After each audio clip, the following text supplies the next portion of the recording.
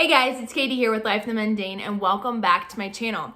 Today we are going to be talking about reading. I wanted to share some ways that we have learned how to make reading and practicing or reviewing reading words more fun and engaging for your kids. So let's get started.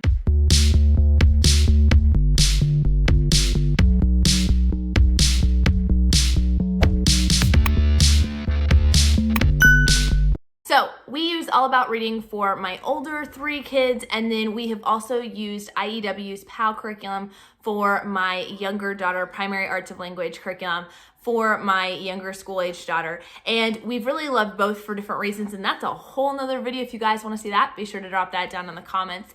But one thing that both of these curriculums include is elements of practicing flashcards. Some of them are sight words, and some of them are cards they just want you to become familiar with, and practicing and reinforcing the things that are being taught in that lesson or that are in readers that are coming up. So I really was looking for ways to work on these flashcards that wasn't just, okay, next one. All right, another one. So I wanted to share with you guys some really fun, engaging ways that you can get your kids up and moving, getting them to have fun and just mixing it up a little bit. So I'm hoping that you guys will enjoy these videos. I'm hoping that you'll enjoy these ideas. I do want to say that we don't do these every single day, guys. That would be wonderful and beautiful if we did, but let's be realistic and just say that does not happen. What we do usually do is try to shoot to do a couple of these ideas with each kid on Fridays. Fridays are a fun Fridays. It means that we set aside our book work and instead take that day to review things we've already learned from that week or weeks past, but do it in a fun and engaging way. We use a lot of board games and do a lot of game schooling, guys. We write letters to work on our reading and writing and spelling. We take time to do some of these activities I'm about to show you, right? There are so many ways you can make it more fun and engaging. So that's when we typically do these. You can do it like that. You can integrate these into your regular lesson, however you want to do it, but I do want to encourage you to start small, right? If you have a younger child, maybe just start even with 3 cards, flashcards, or if you've got an older one, maybe start as many as 10, but I wouldn't start with more than 10 if they don't have any of them mastered. Work on these games, work on these activities, review, practice makes perfect, guys. Do these activities over and over again. Once they start getting a few words that they know it right off the bat. The general rule is 3 seconds. You want them to be able to give you the word in 3 seconds. And don't get discouraged if it takes your kid a while. That is totally okay. All kids read at a different level, at a different ability, and you've got to give them grace, okay? But once they get it to the point where they can read that word in 3 seconds, then you're going to add in some new words here or there, right? And make it a little bit more challenging. And what I always tell my kids is we show them the word, and if they can't answer it in 3 seconds, then I just give it to them. There's no, oh, sorry, you didn't get it. Time's up. I just say it. Oh, this one, cat. It's cat. And then they repeat it back. And we just go to the next one. No shame in that whatsoever. We're just teaching them. It's that fast, okay? And we obviously don't expect that when we are reading out of books or practicing our sheets or those kinds of things. But when it comes to flashcards, that's the end game goal, all right? So these are ideas of ways that you can get there.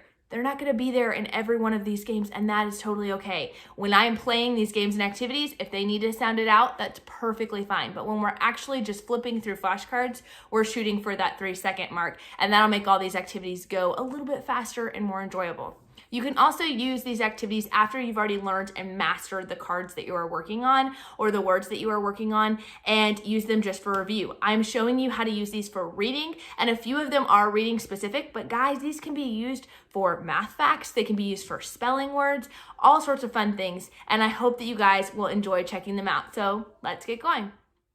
The first idea is to use your cards with games. Our cards are laminated, but you could do this again if you have note cards. We just wrote a number, 1, 2, or 3 on each card. You could do it by level of difficulty or however you desire to do it, but I simply wrote a number on each card, and the kids take turns playing Candyland, only instead of using the regular cards, they're going to use their flashcards. They're going to read off the word, and if they get it correct, they get to move that many spaces on the board. This is a great, fun, easy way for them to do it. But again, because it's handling more cards, it might be better for review, or just simply do those 3 to 5 to 10 cards, however many your child is learning at that point in time, and just keep shuffling back in the deck. And it can be a great way to continue to practice over and over again in one setting those cards without feeling like you're drilling and drilling and drilling. Another way that we love to review cards is to tape them up on our wall and take the Nerf guns and shoot them. So the child then gets to choose which one they want to shoot first, and then they're going to put it down and they're going to read out that word to you. This is really fun because you can do them all over the room, all over the house, and even surprise them with it at some point if you want to. Another way that we like to do this is by doing the Flyswatter game.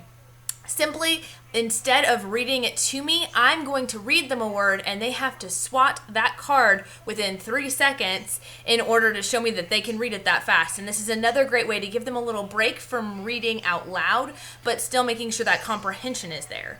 Another fun one is to turn out all the lights and hide flashcards all over the room. Let your child take a flashlight and discover the cards for themselves. Then sitting down and reading out each word before they go and find a new word to discover. This is definitely a favorite in our house and one that we actually learned from doing years of speech therapy.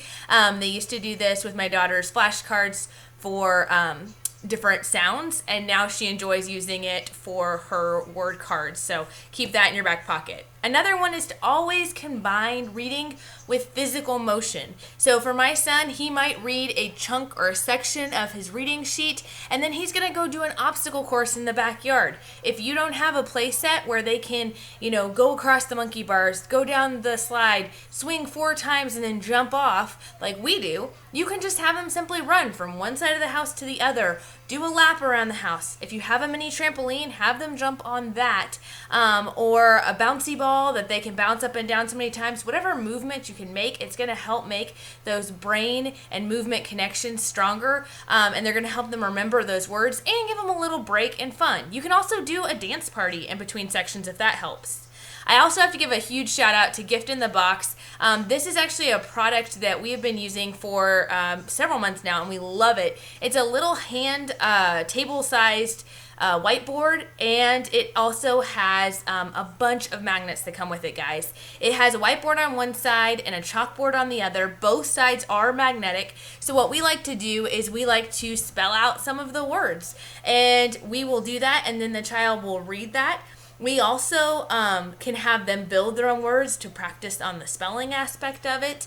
Or we like to do the concept of you see it, you say it, you write it, you spell it, that kind of thing. So I will maybe write a word. My daughter will read it, then she will spell it with her own letter tiles, and then she can say it out loud and then rewrite it. All those things are going to help them when it comes to memorizing these words. And I really hope you enjoyed all of these ideas, guys. Obviously, this is just the tip of the iceberg of ways that you can make working on flashcards and working on those fluency sheets where they're having to practice a lot, how you can make them more fun. I have so many more ideas and things that we have tried, and if you guys would love to see more of that, please comment that down below. That helps me to know what you want to see in future videos. And if you like videos like this, I would encourage you to subscribe. I post videos on every Wednesday and Saturday on making the most of the little moments in homeschooling, home management, parenting, and everything in between. And hopefully we'll see you next time. Bye.